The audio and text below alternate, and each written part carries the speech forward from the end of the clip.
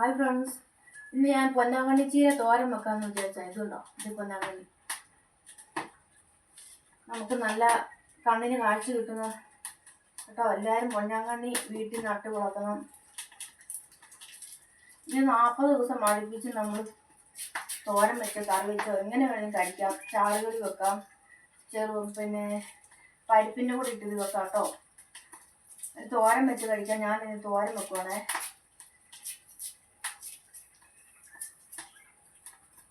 ഇങ്ങനെ അരിഞ്ഞാൽ മതി കേട്ടോ. ഇതേണ്ട ഇന്നത്തെ എൻ്റെ കറി പൊന്നാങ്കണ്ണി ചീര കേട്ടോ.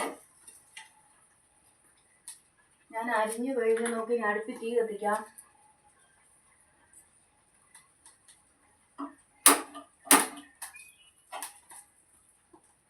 ചീനച്ചട്ടിയില്ലേ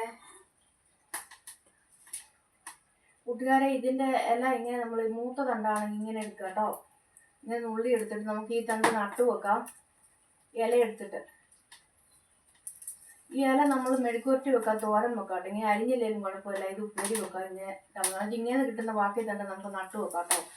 എനിക്ക് കുറേ പൊന്നാങ്കണ്ണി ഇന്ന് നട്ടു വെക്കണം. ഞാൻ കുറേ സ്ഥലമൊക്കെ റെഡിയാക്കി വെച്ചിട്ടുണ്ട് കൂട്ടുകാരെ. ചീനച്ചട്ടി ചൂടായിക്കൊണ്ടിരിക്കുന്നു. നമുക്കിനി കടുക് ഇത് നടാനാണ്. കടുക് പൊട്ടിക്കണം.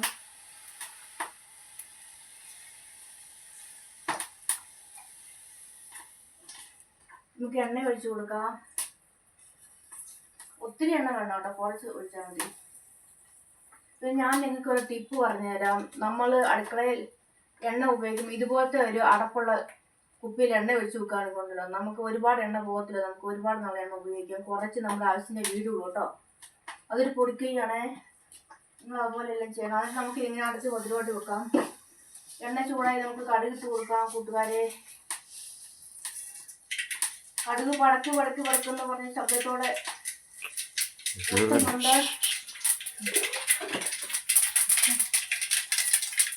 തൃശ്ശൂർ പൂരം പോലെ നമ്മുടെ കടുക് പൊട്ടിക്കഴിഞ്ഞു. അപ്പം അതിനുശേഷം നമുക്കിത് ഞാൻ സവോള അരിഞ്ഞു വെച്ചിട്ടുണ്ട് കേട്ടോ. അതിട്ട് വഴട്ടായിട്ട് കൊടുക്കാം.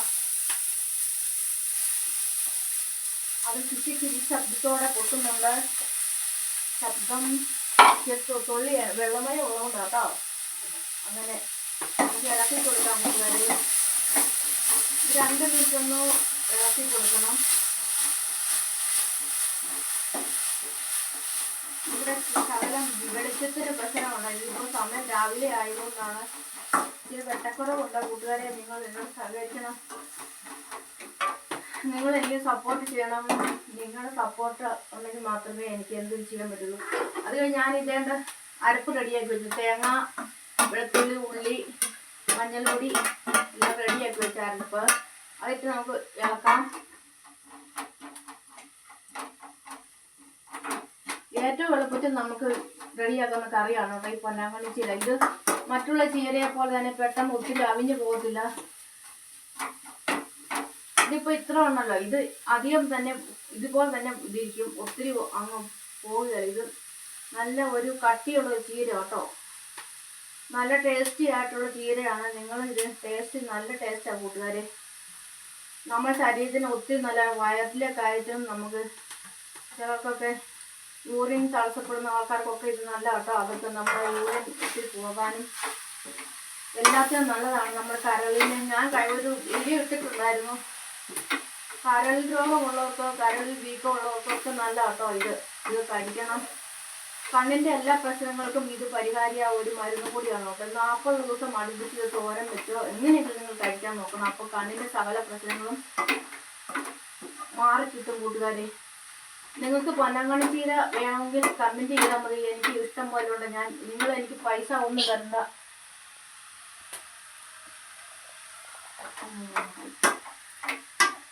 കൊറിയർ ചാർജ് മാത്രം തന്നാൽ ഞാൻ ഫ്രീ ആയിട്ട് നിങ്ങൾക്ക് തരുന്നതായിരിക്കും. ഇനി ഇത് നമുക്ക് മൂടി വെക്കാം.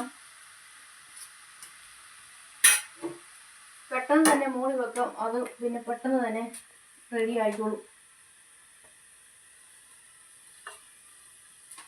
ഈ ഇത് കണ്ടോ, ഇതാ പൊന്നാങ്കണ്ണി. നിങ്ങൾക്ക് ഇതിൻ്റെ ഇങ്ങനെ മൂത്ത് വരുമ്പോൾ ഇതിൻ്റെ ഇങ്ങനെ ഈ ഇടയ്ക്ക് കുഞ്ഞൊരു പൂ വരും കേട്ടോ.